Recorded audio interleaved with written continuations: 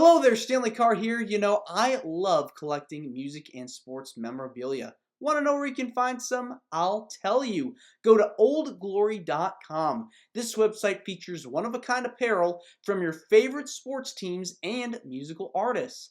And I can help you get 15% off of all items. Use the code WWH135.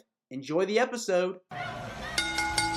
Welcome to Wrestling with Heart, a podcast looking at pro wrestlers giving back to their community. Join me, Stanley Carr, as I interview wrestling's hottest names who use their platforms as entertainers to raise awareness and do community service.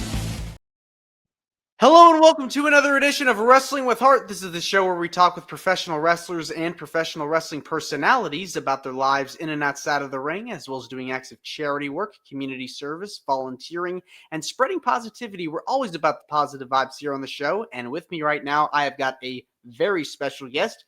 She is a rising independent star on the New England wrestling circuit. I am pleased to welcome Kayla Lopez. Welcome, Kayla, to Wrestling with Heart. Hi, thank you so much for having me. It's my pleasure. So, doing a little bit of research about you and your career, you kind of fell into wrestling a little bit later on in life. Talk to me about your first kind of exposure into professional wrestling. Yeah, absolutely. So, I always feel like I found wrestling like on accident somehow. So my first like real exposure to wrestling was I am a huge fan of Dancing with the Stars, and Nikki Bella was actually a one of the contestants on season 25, which was back in like 2017.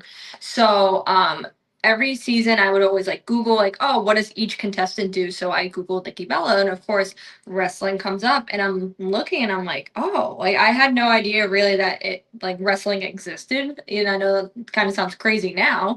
But yeah, I ended up just kind of while that season's going on, I'm kind of doing a deep dive of like, oh, okay, so this is what she does. Now let's open the horizon. Let's see what like the whole Divas division's about. And then, going back a decade and a decade and going on like that. So kind of really just I guess found it by accident, but I'm happy that it did because now I'm here. It's so fascinating, too, when you have a bunch of fans that either fall into wrestling or grew up with it as kids, as fans, and then eventually some of them get into the business themselves. But the diversity of people that get into it just fall into wrestling.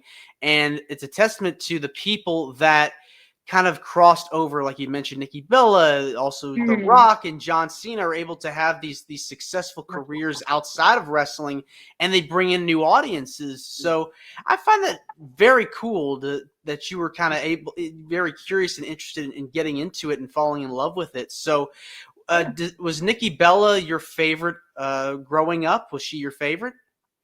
Um, I would say definitely like right off the bat, because I think I had discovered it when I was in college. So I think like my sophomore year of college. So anything before that, I had no idea wrestling existed. And of course, like I fell in love with watching her stuff because I did a big deep dive on like her career and all the things.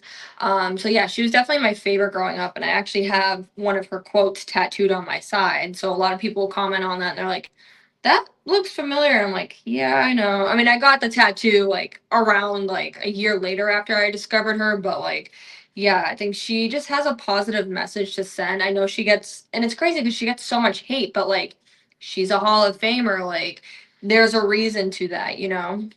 And especially with the whole Total Divas era, that show I feel like garnered so much attention. It really brought a lot of new female fans and garnered an audience that we may have never seen before in terms of female viewers, and in turn have become fans of the product. And I think women's wrestling as a whole definitely it benefited from that too, because now there's a huge market for women's wrestling. It's unbelievable.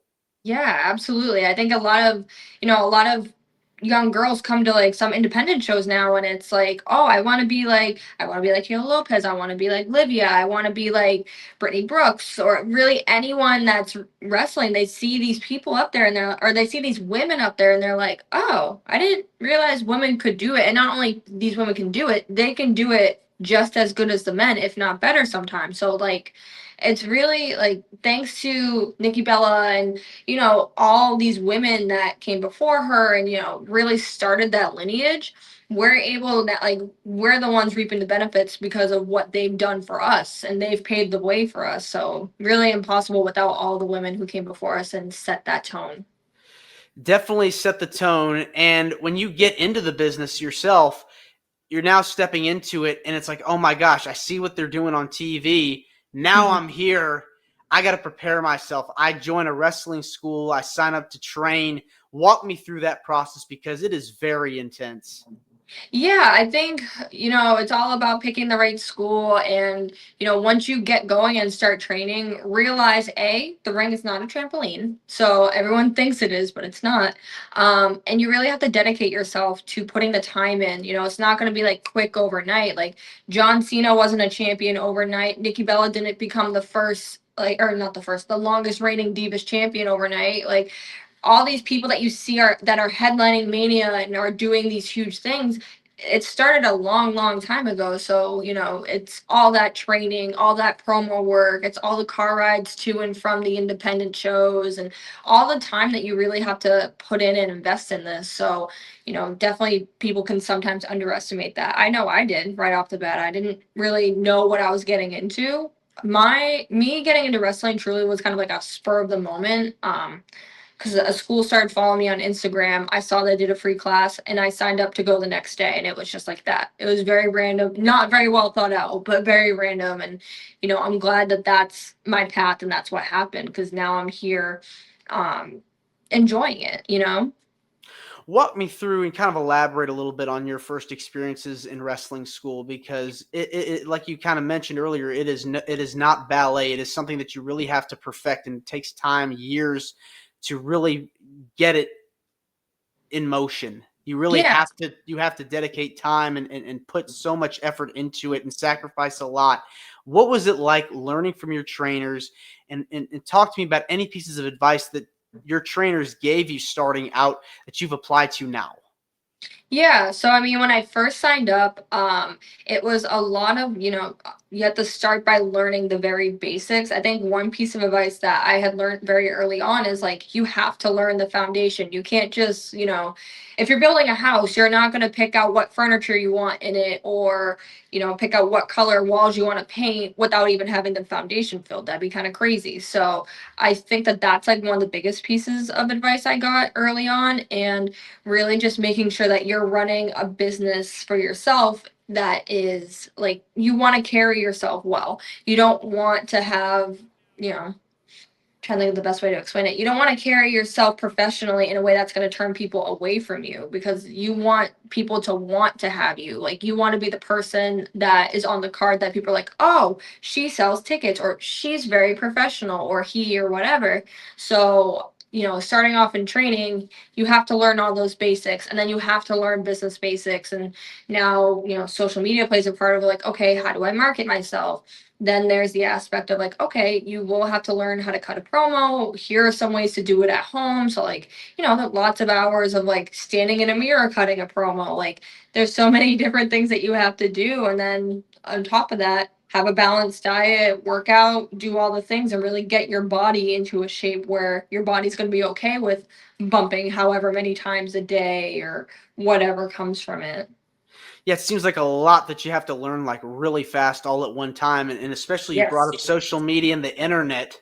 That's made it even more of a challenge because you have to learn like how to post content and how many times a day do you have to do that. So it's a lot. It's a lot, and I think too, like it's such a big part right now. So like right now, that's kind of what I'm leaning into a little bit more is trying to be like, okay, how do I make myself stand out? What's creative? What are some of like the trending audios right now that I can use that apply to wrestling? Or, what do people want to see? Maybe one post does great, you try to, do a similar post and it doesn't do as great. Like it's all trying to figure it out on top of your wrestling training, on top of keeping your diet and exercise well, and then life. Exactly. Prior to getting into wrestling, did you grow up playing any sports?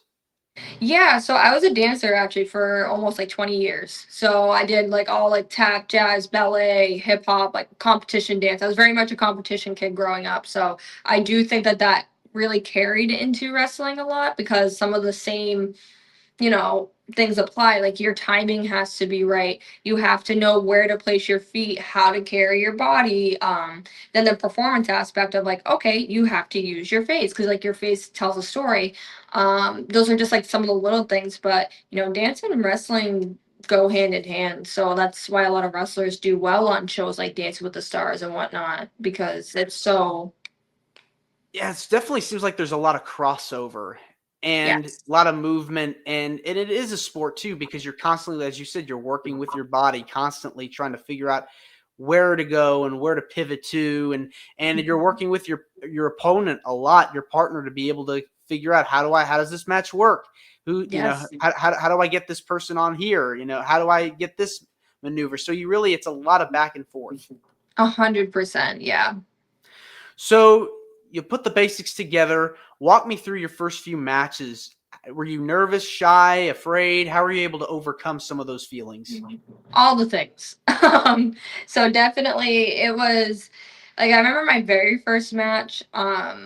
It, I think I was so focused on what like the contents of the match were that I wasn't like able to focus on the performance as much, which like is reasonable, but so, I look back at it and I'm like, oh, like cringing, like, oh my goodness, I can't believe I did that. But yeah, I mean, you definitely get super nervous even to this day. I've had a lot of matches at this point, but still get super nervous. You kind of just have to, there's kind of like a weird switch that just has to happen, and eventually once you go through the curtain it's just like, oh, okay, I'm this person now. Like it's do or die at that time, so I think the adrenaline kind of kicks in and it's just like, oh, okay, no, I know what I'm doing. I can sell a character, like really just hitting that switch and be like, oh, okay, now I'm good. Yeah, like over time, when you're doing it enough and practice it, you develop a sense of confidence. And once you have those Yes. first few matches under your belt, you're like, yeah, I can get through this easily. Yeah, and I think it's, you can get through it and you can also learn a lot from it too. Because my first few matches, again, were not great by any means, but like definitely learned a lot from it. And to this day, continuing to learn. Like I watch my matches back a million times, just and I nitpick, which is not the best thing, but I want to learn something, and like there's something you can do better in everything. So definitely every match from beginning to now, a lot of learning lessons. So I think that's kind of one of the best ways to learn as well. What would you say are like your biggest motivators? Like when you're just tired or you're burnt out or whatever the case is, what are things like to go to kind of like counteract all those emotions? Yeah, I think a lot of it kind of comes down to me and like how I think I would feel like afterwards. So like on like days that, I don't want to, or I feel like I don't want to do anything, it's more of like, okay, but if you did do this, how do you think you would feel after the fact? And every time I'm like, all right, I would feel great. Like, so that's kind of like what, really drives me. And of course, like having a great support system is everything. So like that too. Yeah, when you have those people that are like you consider your circle, your people that you can count on and rely on, it really can go a long way in the long run. Absolutely. Talk to me about the independent scene where you are because it is rising. It seems like there's a lot of talent coming through there. What is it like being able to compete in such a huge market? Yeah, so I mean, the New England scene is crazy good. Like there's, so many different promotions now and just so much talent, like you said, coming out of there, And you have promotions like Beyond Wrestling, Limitless, and all these big ones that like draw so many people, and especially like look at their YouTube channel, look at, their streaming, all the things. So it's crazy because we get the opportunity to work with so many different people, and sometimes they do intergender matches, so we're not just working with the women, we're also working with the men, like, so, and so many schools as well. There's a lot of schools up here, so there's just so much opportunity to learn. No matter where you go, you're going to learn something, and no matter what promotion is, there's a lot of really great promotions. Rebel Spirit's another good one. But yeah, there's a ton of promotions that are really killing it, and we're lucky to get the opportunity to train and work up here. There's obviously great promotions across the country too, but New England is really a good hub for all things independent wrestling. So far in your career, who would you say have been some of your favorite opponents that you've gotten to be in the ring with? Yeah, some of my favorites would probably be like Davy Ann. I was lucky to be able to wrestle her a good amount of times last year. I've worked with Delmy XO recently. She's really, really great.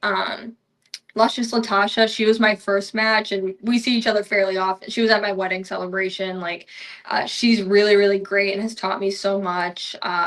Vile, she's someone that I used to train with, but she has incredible character work. And not gonna lie, it's hard sometimes with her because her character's so good. It makes me like want to smile and laugh and all the things. I'm like, wait, I can't do that. But she's really great too. Livia. Yeah, I've been looking to work with like a lot of great opponents. What would you say are your future goals? Do you hope to get signed by a big company? Do you want to stay in the indies? Where do you see yourself in the next few years? Yeah, in the next few years, I mean, of course, I would love to be signed by a big company, but I also wouldn't be upset still like working the indies and maybe going past, New England, kind of starting to go into more of New Jersey, which I've been fortunate enough to do this year. I've gone to Jersey twice, or like to go to Pennsylvania and really kind of start making my way out west, or even down in Florida. Florida's another big one. But yeah, definitely kind of. I'm seeing what the universe has in store for me. I would love to get signed, but I also would love to work the indies. There's a mass amount of talent right now that are just killing it right now in all different directions. Who would you say are your dream opponents? Ooh, these are good ones. Okay. I would say Brittany Brooks is a dream opponent. Um, Tiffany Nieves, um, Hmm. she's another good one. And I was just asked this like 2 nights ago, and I had really good answers, and I'm blanking. Um, Emily J. This is reaching for the stars like a little bit too much, but like Soraya. Um, I mean, I'm open to any challenge, but those are just some like the few that I can think of right off the top of my head. I want to switch gears now, talk about some of the stuff you've been able to do outside of wrestling. I know you're very passionate about giving back and have had opportunities to give back over the years. What are some causes that you're very passionate about and things that you've been able to do in your community? Yeah, so a few things that I can think of right off the top of my head was back when I was a teenager, and we haven't been able to have one of these in a while because of COVID and things, but now it's starting to come back. Um, it's a church retreat where these people would come in and basically have like a weekend transformation. And not to get too religious or anything, but it was just one of those things where I got to volunteer for several weekends. Me and my sister would both do it, and it was just such like a nice, like, it's not even as much about the religion, it's just more healing and like getting in touch with yourself. And when we would help at these weekends, because we did it first, but now that we get to help out, we get to prep lunches and dinners, we get to have talks and share our stories and things like that. So it's something that always like touches my heart whenever we're able to do that, because we always get like messages after the weekend's over of like, oh, your story really affected me, I connect with you because of this, or hey, are you available to talk, I just need someone to listen to me. And really just becoming those people for people who just need help and they're struggling mentally. So I think that's like one thing that I really enjoy doing, and I'm so glad is coming back this year. Another thing that I did back in 2018, and I want to pick it back up again, is I actually ran a dance show because I was still dancing at the time. I ran a dance show, and all ticket proceeds went towards American Cancer Society. So it was a really great event, a lot of good positive lead up going into it. And all the performances, all the dance schools, everyone that came out, big group picture, like there was just so it was such like a positive night. So definitely looking to do something like that again. And I've even toyed with the idea of trying to do it with the wrestling show. And I was also able to get like I was working at a medical spa, and we were doing these like pick a month, and all proceeds from retail, or a portion of proceeds from retail, was going towards a cause. So my assigned month was September, and a cause that's very near and dear to my heart, PBCers. I was able to donate a portion of our retail sales to PBCers, was really made my day. So they're a really good organization for any family or person struggling with PBC, which is primary biliary cirrhosis. So definitely so many great causes out there, and it feels good to be able to give back. Wow. It seems like it meant a lot to you and is very emotional, very something Yes. you're passionate about. So to be able to give back to something like this, what is it about giving back to an organization like that gives you the most joy? Because for me, it's knowing that giving back, no matter how small or big it is, gets to help another family not have to go through something as bad or things like that. Unfortunately, and I'm sure a lot of people can speak to this. My family was deeply affected by cancer. Unfortunately, my family was also hit with PBC as well. So being able to give back to causes like that really just helps heal that part of me that sometimes still feels raw or robbed, because we lost these people because of this, and now we get to help a family potentially not lose someone, or at least get more help and resources and education on like how we can make these things better, what kind of treatments are out there, things like that. So that's kind of what really grounds me in those situations. Yeah, and two, you're paying it forward to people that need it the most when they're struggling, and you've been there, you've witnessed firsthand what has happened, and so knowing what it's like and what internally what your family was going through, you're able to go out there and help other people that are going through similar issues. Absolutely. And that's what it's all about. Like, I think in general in the world, there needs to be more people who are able to lead with a kind heart. And, you should want to help someone to prevent them from going through some of the pain that you did. So I think it's definitely, and it just feels good too. Like, I don't think anyone helps anyone was like, oh, this feels horrible. So it just feels good and everyone wins. Yeah, kindness can go a long way. It really does. It always wins. Mm-hmm. Absolutely. Well, Kayla, I want to say thank you so much for coming on to Wrestling with Heart. It means a lot to me and to my listeners and viewers that are watching this on YouTube. Where can people find out more about you on social media? And if there's anything you want to plug, feel free. Yeah, thank you so much for having me. So on social media, you can probably mostly find me on Instagram at the Kayla Lopez. I am on TikTok with the same handle. And then I also have a YouTube channel where I upload most of my matches there as well. So that's probably where you can find me. All right. Well, thanks again, Kayla, and you're more than welcome to come back. Oh, thank you so much. I'd love to come back. All right. Take care. Thank you. You too. Bye bye. This is Wrestling with Heart. I hope you found this podcast to be informative and entertaining. If you did, please hit the subscribe button and look out for the next edition.